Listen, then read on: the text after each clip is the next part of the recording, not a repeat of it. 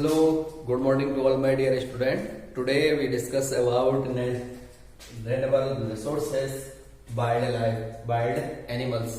आज हम वन्य जीवों के बारे में चर्चा करेंगे कि वन्य जीव क्या है, किस प्रकार से ये विलुप्ति के कगार पे पहुंच रहे हैं, किस प्रकार से इनकी संख्या कम हो रही है, क्या इसके मेजर कारण हैं जिनके कारण की वन्य जीवों की संख्या दिन प्रतिदिन कम होती जा रही है। ये भी क्या है कि नेचुरल रिसोर्सेज हैं, प्राकृतिक संसाधन हैं, और यदि इनका विवेकपूर्ण उपयोग किया जाए तो ये हमारे लिए और भविष्य के लिए बचे रहेंगे। और यदि इनका ओवर एक्सप्लॉयटेशन किया जाएगा तो इन फ्यूचर इनकी संख्या बहुत कम हो जाएगी और ये अधिकांश इनमें से जो जीव हैं वो विलुप्ति के कगार पे पहुंच जाएंगे और विलुप्त भी हो जाएंगे। ऐसा भी हो सकता है कि हमारी आने वाली पीढ़ियों को ये देखने को भी नसीब न हो। तो आज हम वाइल्ड एनिमल्स और वन्य जीवों के बारे में बात करेंगे। वन्य जीव, अब फर्स्ट याद है कि वन्य जीव कहते कैसे हम? वे सभी प्राणी जो जंगलों में स्वतंत्र विचरण करते हैं उन्हें हम वन्य जीव कहते हैं। जंगलों में स्वतंत्र विचरण करते हैं, स्वतंत्र विचरण। वे सभी जीव जो वनों में, जंगलों में स्वतंत्र विचरण करते हैं उन्हें हम वन्य जीव कहते हैं। फॉर एग्जाम्पल, यहां पर हम एग्जाम्पल की बात करते हैं तो जैसे आपने सुने होंगे बाघ, चीता, शेर, हिरण, लोमड़ी,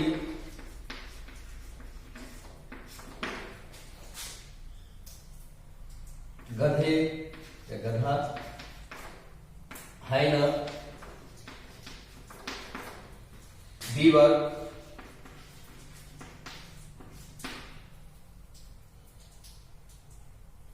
हाथी।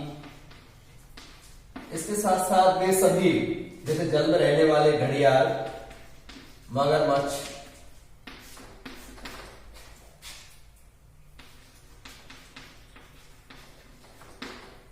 सभी पक्षी जो वायु में विचरण करते हैं। इसके साथ साथ स्नेक, सांप, छिपकली, सभी जो पालतू नहीं है और जंगलों या वनों में पाए जाते हैं, चाहे वो मेंढक है या पक्षी, सांप, छिपकली, घड़ियाल, मगरमच्छ, ये सभी के सभी वन्य जीव कहलाते हैं। इसके साथ साथ वनों में आपने देखा होगा गैंडे पाए जाते हैं, गैंडे, हाथी, और इसके साथ साथ जंगली सुअर, सेही, ये सभी के सभी और वाइल्ड एनिमल्स कहलाते हैं। तो आपने देखा होगा जैसे कस्तूरी मृग है तो वो भी वाइल्ड एनिमल्स है, पेंटानल है ये भी है, कैमन है, वाइल्ड, सबके सब वन्य जीव की श्रेणी के अंतर्गत आते हैं जो वनों में स्वतंत्र रूप से विचरण करते हैं। अब आजकल क्या है कि जो आधुनिकरण का युग चल रहा है, तो आधुनिकरण के कारण क्या हुआ है, आधुनिकरण में विशेष करके जैसे बांध निर्माण,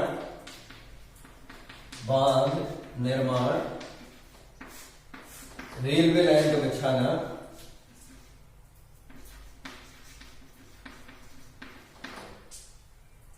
सड़क निर्माण,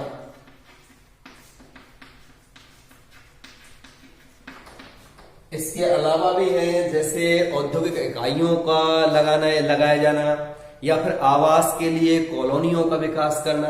इन सभी आधुनिकरण की प्रोसेस के कारण और गतिविधियों के कारण ये जो वन्य जीव हैं, इन वन्य जीवों के जो आवास का फ्रेगमेंटेशन हो रहा है अर्थात विखंडन हो रहा है, जिससे इनके लिए जितने आवास की आवश्यकता रहने के लिए वो आवास धीरे धीरे कम होता जा रहा है। और जब इनके लिए रहने के लिए आवास उपलब्ध नहीं होगा तो ये धीरे धीरे क्षतिग्रस्त, धीरे धीरे क्या है कि विलोपन के कगार पे पहुंच जाएंगे और इनकी संख्या कम होती जाएगी।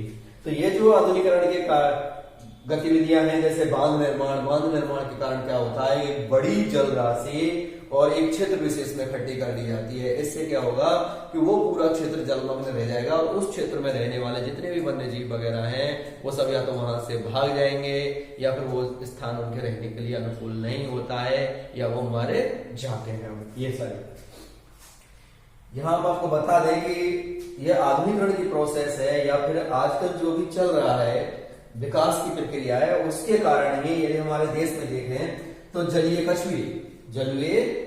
कछुए जो वाटर टर्टल हैं, इनका मुख्य जो प्रजनन केंद्र है वाटर टर्टल हमारे देश में उड़ीसा का तट है। उड़ीसा का तट है। यहां उड़ीसा के तट पे एक विशेष स्थान है जिसे हम गहीर माथा तट के नाम से जानते हैं। यहां जलीय कछुओं का यह मुख्य प्रजनन केंद्र है और यहाँ पे हजारों की संख्या में मादा कछुए अंडे देते हैं और अपना प्रजनन करते हैं। लेकिन अभी क्या हुआ है कि यहाँ पे मछली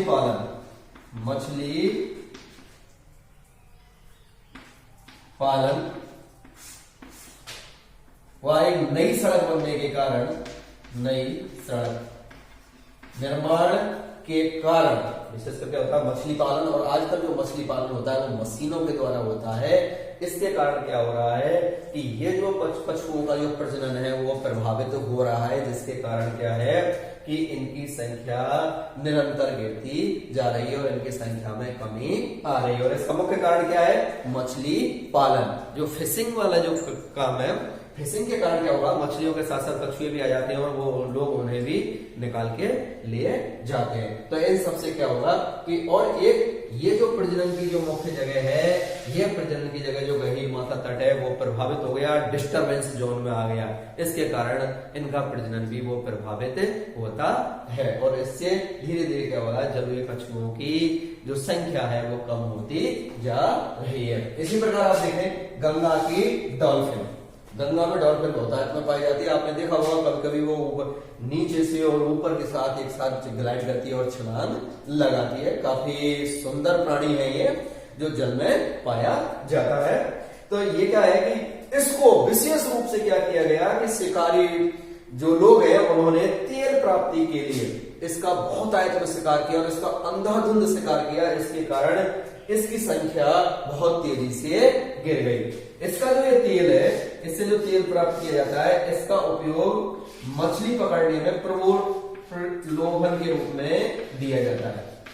जो मछली पालन जो लोग करते हैं, फिशिंग जो करते हैं, मछलियों को जो पकड़ते हैं लोग, वो क्या करते हैं, इसके तेल को प्रलोभन के रूप में अन्य जो मछलियां हैं उनके लिए देते हैं। इसके कारण क्या हुआ कि इस तेल की प्राप्ति के लिए इन डॉल्फिन्स को मार दिया गया शिकारियों के द्वारा। अब लगातार यदि इस तरह इनका अति दोहन रहा तो धीरे धीरे इनकी संख्या कम होती जाएगी।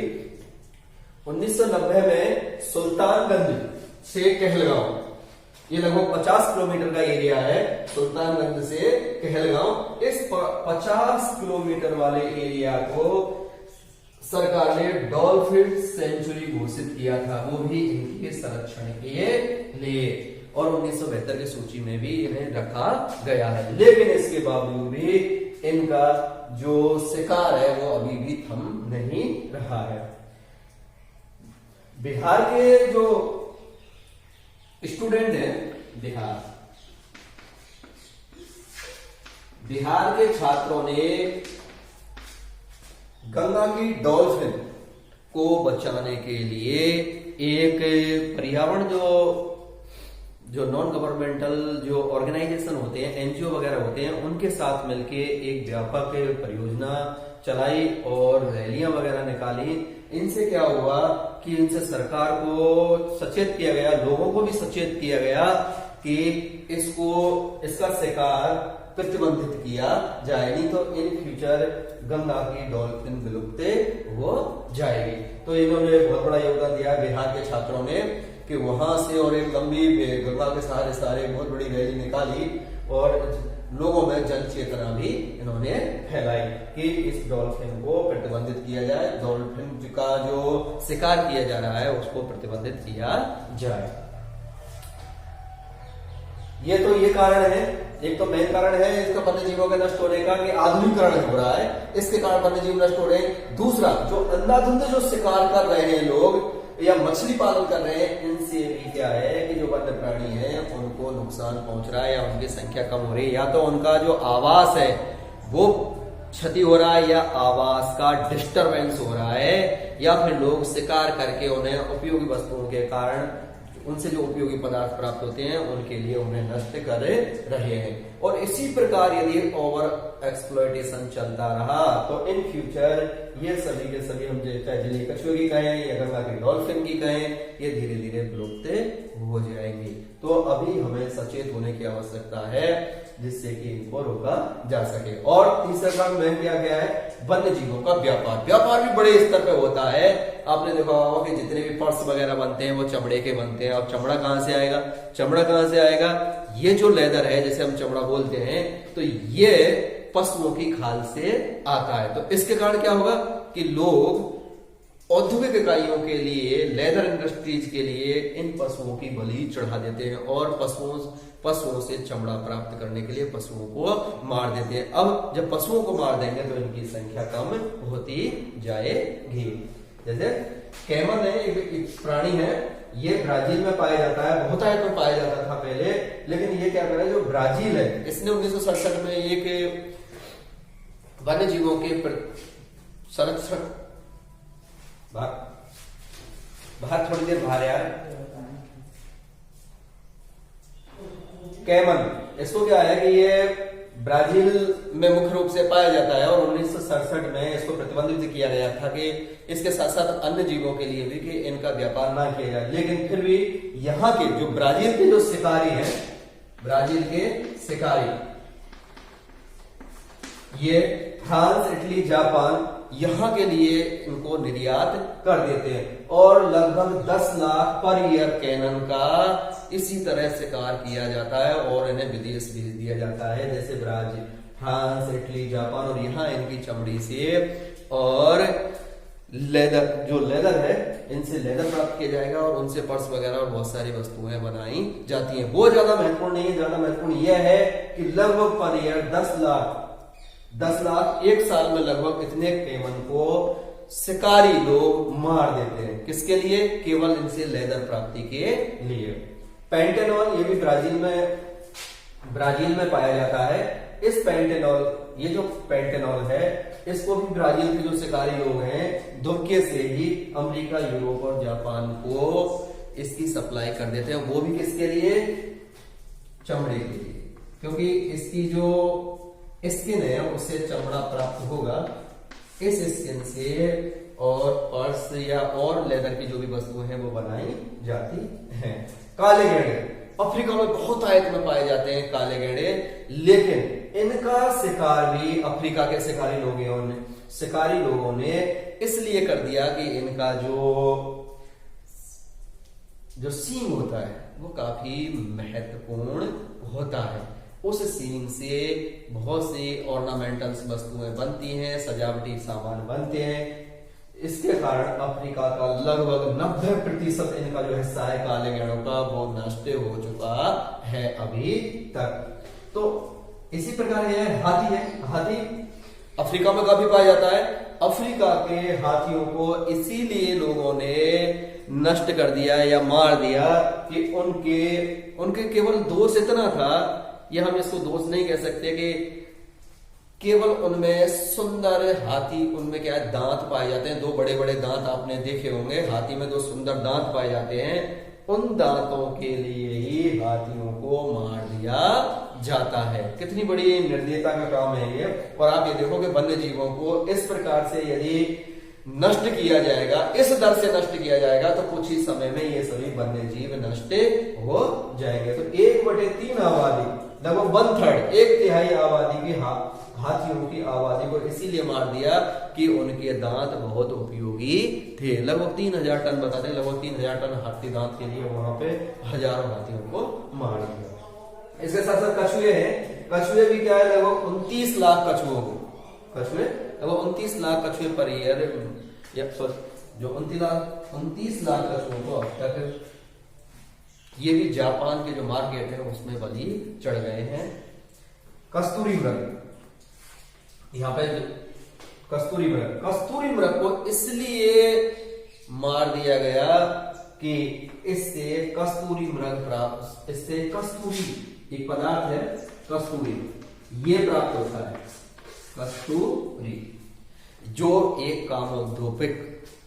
कामोत्तेजक या काम उद्दीपक पदार्थ है। इस पदार्थ से जापान में बहुत सारे पदार्थ बनाए जाते हैं जो काम उद्दीपन में काम आते हैं। तो इसलिए जापान ने नेपाल में बहुत पाया जाता है कस्तूरी मृग, तो जापान ने फ्रांस की सहायता से और नेपाल से बहुत बड़ा इसका व्यापार किया और वहां के अधिकांश जो कस्तूरी मृग हैं उनको लोगों ने, वहां के जापान के जो शिकारी लोग हैं उन्होंने मारा और उन्हें जापान भेज दिया गया। तो वो जापान का जो व्यापार है, जो हम ये कह सकते हैं कि व्यापार के लिए और जापान के बाजारों की बलि चढ़ गया, जापान के बाजारों की ये बलि चढ़ गई। ये जो है कछुए और कस्तूरी मृग विशेष करके जापान के बाजारों की बलि चढ़ गए। 1 किलो कस्तूरी प्राप्त करने के लिए लगभग 80 कस्तूरी मृगों को मारा जाता है, तब जाके 1 किलो और कस्तूरी प्राप्त होती है। तो आप ये देखोगे लगभग ऐसा बताते हैं कि 818 किलोग्राम कस्तूरी एक साल में उस समय पहुंची थी जापान में। तो लगभग 80,000 कस्तूरी जो मृग हैं उनको मार दिया गया। इन सभी जो वस्तुएं हैं इनका व्यावसायिक रूप से देखें हम तो इनकी बहुत अधिक कॉस्ट होती है।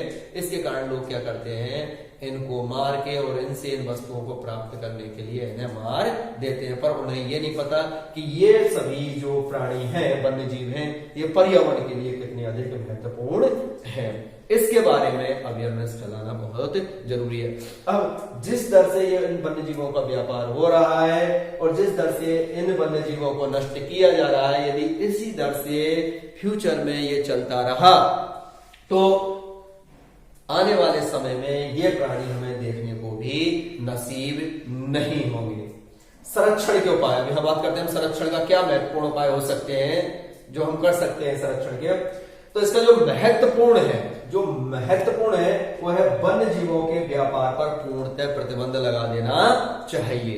और पहला तो है वन्य जीवों के व्यापार पर, जो ट्रेड चल रहा है, तो वन्य जीवों के व्यापार पर पूर्णतः प्रतिबंध लगा देनी चाहिए और जुर्माना अधिक से अधिक करना चाहिए। यदि जब तक जुर्माना अधिक नहीं होगा, लोग इसको मतलब वन्य जीवों का व्यापार करते रहेंगे। तो सख्त से सख्त कानून बनाकर ही इस व्यापार को रोका जा सकता और इस व्यापार को अंतरराष्ट्रीय स्तर पर रोका जाना चाहिए। मैं तो ये कहता हूं, ऐसा नहीं कि केवल छोटे स्तर पे, अंतरराष्ट्रीय स्तर पर कोई संगठन बना के और वन्य जीवों के व्यापार को प्रतिबंधित करना चाहिए। और दूसरा, लोगों को वन्य जीवों के बारे में जागरूक करना है कि वन्य जीव हमारे लिए, हमारे प्रकृति के लिए जिस प्रकार हम महत्वपूर्ण हैं उसी प्रकार अन्य जीव भी महत्वपूर्ण हैं।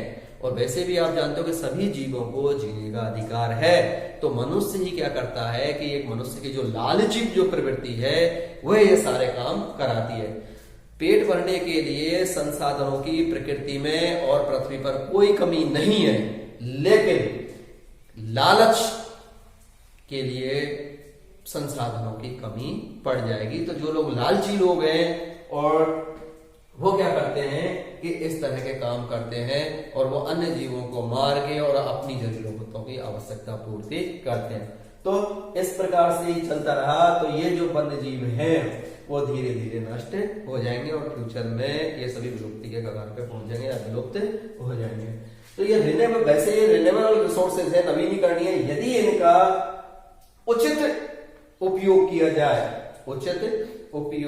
किया जाए तो इन्हें लंबे समय तक रखा जा सकता है और इससे पारितंत्र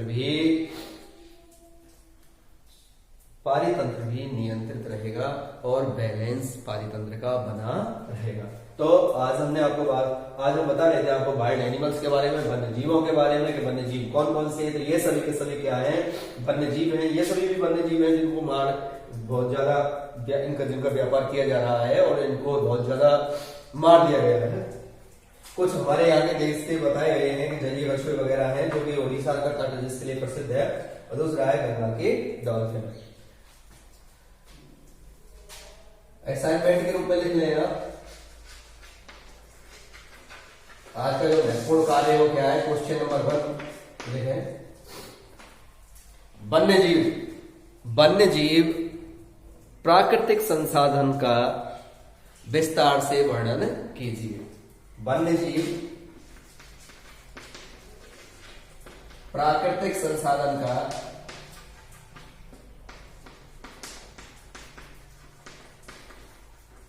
विस्तार से वर्णन कीजिए। तो यहां मैंने आपको विस्तार से वर्णन बता दिया है, इसी प्रकार से आप पूरे को विस्तार से वर्णन कर सकते हैं। और यदि शॉर्ट क्वेश्चन की बात करते हैं हम, तो सेकंड शॉर्ट क्वेश्चन है कि कस्तूरी किससे प्राप्त की जाती है? कस्तूरी मृग से। वन्य जीवों के संरक्षण के कोई 2 उपाय बताइए या कोई एक उपाय बताइए। तो वन्य जीवों पर संरक्षण के उपाय तो आप बता सकते हो कि अंतरराष्ट्रीय स्तर पर व्यापार पर पूर्ण रूप से प्रतिबंध लगाकर और संरक्षण किया जा सकता है वन्य जीवों का।